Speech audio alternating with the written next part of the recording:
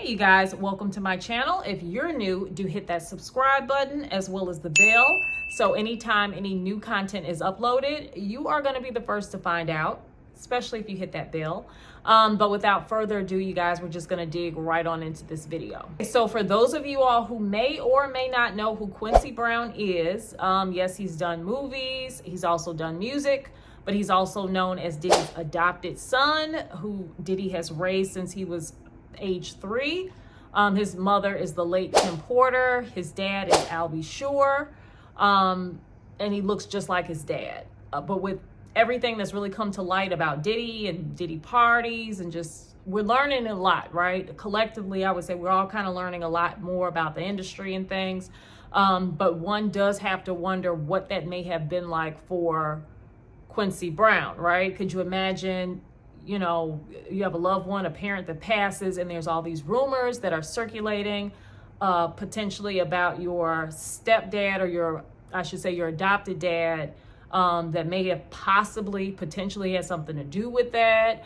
And then, like I say, just in general, Quincy being as attractive as he is, and he is attractive, you know, what could that have been like growing up under Diddy? So I don't know, but we're going to check out this clip together. You guys definitely wait until the end, because the end is when I actually share my opinion on the video that we're going to watch together. And you guys leave lots of comments, and let's get into the video. Around so much, you know, between the music business and I mean everything. But like I was sitting back, you know, gaining all that knowledge. 2020, but I can't sing 20, but I can't sing Dallas. Play whatever you want to play, baby. Just looking at my beautiful son. Girl, you's a beautiful black king. In June last year, Diddy's stepson Quincy Brown celebrated a milestone birthday and rang in another year around the sun in an epic fashion.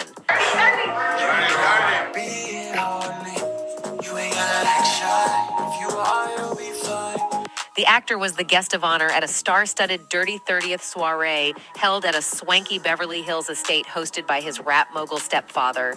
In Diddy's household, partying, booze, and girls and men are the order of the day.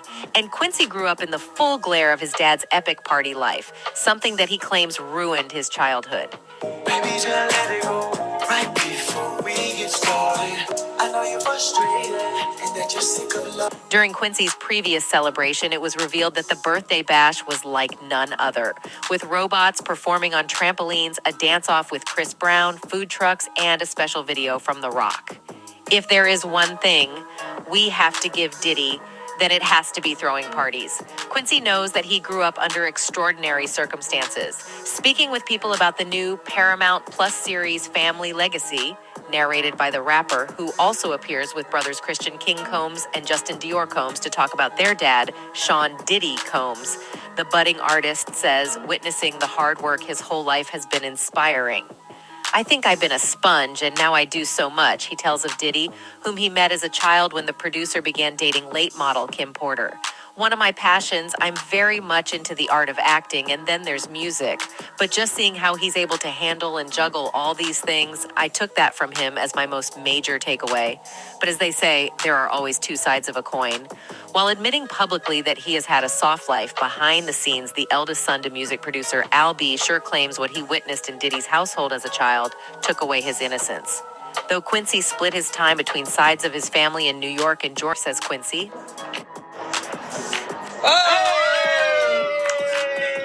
The 32-year-old is also interested in ushering new talent into the industry, with sights set on his 16-year-old twin sisters, Delilah Starr and Jessie James, whom he features in the video for his latest single, Face Off. Morning. Good morning. Can I help? Yes. What are y'all doing? We don't need no contracts, no paper, but I'm my sister's manager, he laughs. I'm like the uncle, dad, manager, protector. I'm claiming it. I want to be able to really guide them. I want them to really know the layers of everything you can do. They've expressed to me their passions where they see themselves. So I'm kind of bringing them along on my ride a little bit, because in a minute, it's going to springboard into their own journey.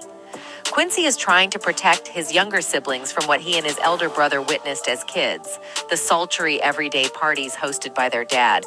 The singer also revealed that welcoming baby sister Love Sean now 7 months to the family, has been incredible. It's a beautiful thing to see life in front of you, he shares, especially at the age that I'm at. It's not like being 10 or 15 and seeing a baby. Now I got baby fever, he laughs.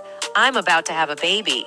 Quincy's self-proclaimed baby fever is also spurred by his desire to, like Diddy, keep his mom's legacy alive. Porter died of pneumonia in 2018 at the age of 47. What young Quincy claims to have witnessed in Diddy's house has been confirmed by several sources, including Usher.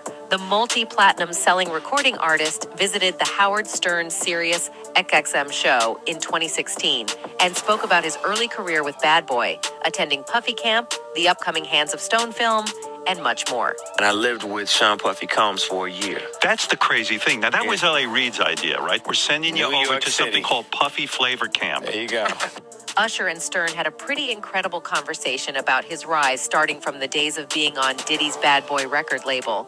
The legendary singer told Stern that he went to Puffy's Flavor Camp, which was how he would learn to become a star. Place was like just filled with chicks and orgy. Initially, Puffy brought a bunch of women into a room with 14-year-old Usher to see if he would become nervous. Usher said that he won that battle. He also revealed that he was a 14-year-old kid singing about sex when he had never had sex at that point in his life. He also hung around artists like Biggie Smalls, Lil' Kim, Faith Evans, and much more. Usher also revealed that his agenda was a little different, and he also spoke about talking to Jay-Z, who was quoting lyrics from Usher's first album. During his stay at Diddy's house, Usher has allegedly revealed that he witnessed gay parties, and there are rumors that he is a victim of such parties himself. Recently, a TikTok video was released that featured interviews of rappers and singers speaking about Puff Daddy's crazy and reported all-men parties in different interviews and questions about the rapper's heterosexuality. So I followed him the whole time. I remember watching Puff at the Beverly Hills Hotel, filming this, and it's a pool party that is ridiculous, man. The video opens with Jamie Foxx being interviewed and speaking about Sean Puffy Combs' secret parties that supposedly featured young men. Rappers like 50 Cent made fun of Puffy regarding the types of parties he'd make where there were all men and supposedly even younger men, as it happened with Usher when he went to Flavor Camp. The video also has an interview when Howard Stern and co-host Robin Quivers interview the R&B singer Usher about his beginnings in New York City when he went and lived with Puff Daddy when he was a teenager and addressed the parties and celebrations that they had at the so-called Flavor Camp. Without being too specific, Usher spoke about how he got to know the lifestyle, but did not know if he would participate and indulge since it was pretty wild. Later in the video, it was suggested that Sean Puffy Combs and Usher used to share a bed when Usher was just 10 years old, and they would wrestle for Frosted Flakes. So if the likes of Usher, what went on in Diddy's household, of course, Quincy did as well. You see, in the early 90s through to the noughties, Diddy was in a serious relationship with Quincy's mother, model Kim Porter, who tragically died in 2018. Kim and Diddy were one of hip-hop's darling couples, much like Beyonce and Jay-Z, and the Bad Boy Records boss had no problem taking in her son from a previous relationship. In fact, it appears he did it without a second thought, instantly building what would become their expansive family unit. Quincy's biological father is R&B singer Al B. Sure, and you only need to look at Quincy to see that the apple doesn't fall far from the tree in terms of their physical resemblance. To be loved by anyone. But the star actor's primary father figure was Diddy, who took him in when he was around 3 years old and raised him as his own. This is a sign of just how much Diddy truly loved Kim, who was also mother to Christian, Delilah, and Jesse. It wouldn't be a stretch to assume that growing up in a famous household with perks and many famous aunts and uncles, such as Mary J. Blige and Jay-Z, meant Quincy had a super privileged life. But all that came at a cost. Something he confirms as he once revealed, growing up, I was able to be exposed to different things which create who I am today. Everything that I've been through, all the cities that I've grown up in, all of that creates the person you see. Are you close with your dad at all? I am, nowadays, but not as much as I'm, as close with Puff. While Quincy was provided with a tight-knit family made up of his mom, adopted dad, siblings, and grandmother, his relationship with his biological father, Al B. Sure, was initially strained over the years and highly publicized. In 2008, Quincy published an open letter to his biological dad, accusing him of being an absentee father. Sean Combs is the person whom I look up to and appreciate as a father. Quincy wrote in the piece published by Global Grind. He is the one who helped mold me into the person I am today, and I will always try to live up to his expectations. He has always been supportive of me, and I will forever love and respect him. As for Al B. Sure, he added, throughout my life, I've always wondered about him. Where was he? What was he doing? And most importantly, was he even thinking about me? The absence of my father has given me a better understanding of what type of man I am going to be before crediting his mother's love, support, guidance, and strength. The open letter created the space for dialogue between the estranged father and son, with Al B. Sure issuing a public response stating that he was confident he and Quincy would work it out. He was right, as they have since reconciled and are in a much better place after working to build their relationship. It was just a figuring out of things. It wasn't a transition or anything like that, Quincy said of having both his biological and adopted fathers in his life. While publicly receiving praise from his children, Diddy has also been accused of being a terrible dad, especially when it was alleged that he dated Lori Harvey, his own son's ex-girlfriend. What do you think of Quincy's thoughts on Diddy? Let us know in the comments section below.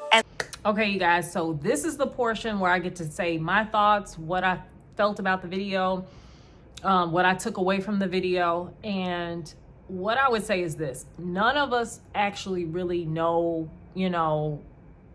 per se, anything that Quincy Brown or any of Diddy's other children may or may not have had to endure or just experience being raised under Diddy. But I will say this, that with everything that has pretty much kind of come to light in terms of understanding industry a little bit more, understanding having so many other artists speak up, speak out, and say this was their experience, that was their experience, this is what happens at a Diddy party. We have the Cassie lawsuit that he quickly settled, but since then has been slapped with a bunch of other lawsuits. All of that stuff with Usher and the flavor camps and Justin Bieber, like understanding, putting all of those different kind of moving parts into context. I would say that, and the extra added ingredient of Quincy being incredibly handsome does not help either, right? So, I would say with all those kind of like different moving parts, probably it's more likely than not that he may have had possibly experienced some things that maybe he shouldn't have had to. I don't know. Again, like I say, this is just my opinion. I have no idea, but you guys leave comments down below. Let me know what you guys think. Yeah, so I will check you guys out on the next video. Bye.